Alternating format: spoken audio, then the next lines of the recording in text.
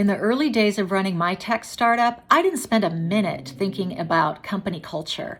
I had no VC funding and was wearing a lot of hats, and I just thought that culture was something that only big, well-funded companies could afford to think about. But boy, was I wrong, because what I learned later is that having a very positive and well-defined company culture can really help you weather the growing pains as you grow.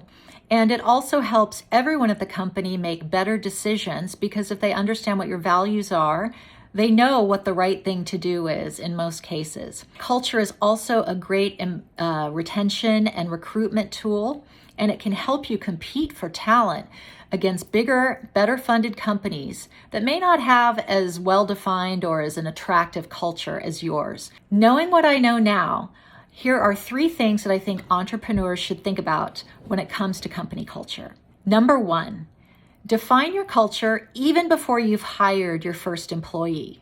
Now, culture is rooted in values, so write down your values, and some examples might include transparency, empathy, flexibility, autonomy. Write those down, internalize them, and infuse them into everything you do and every decision you make, because your employees will be watching for that alignment. Number 2, communicate over and over those values. Show employees and communicate to employees how your actions are aligned with those values. So, for example, one of our values was transparency. So we shared our financials in all company meetings. We shared our sales numbers, and some of the more seasoned members of the team who had come from other companies were kind of amazed at the level of transparency that we delivered. Another place you can communicate those values is during the review process with all of your employees. If you have a review documentation or template that you use during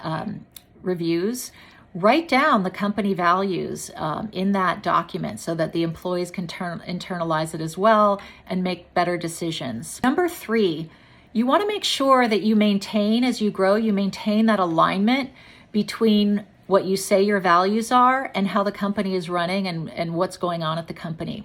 So you can do regular employee surveys through an HR tool like Gusto.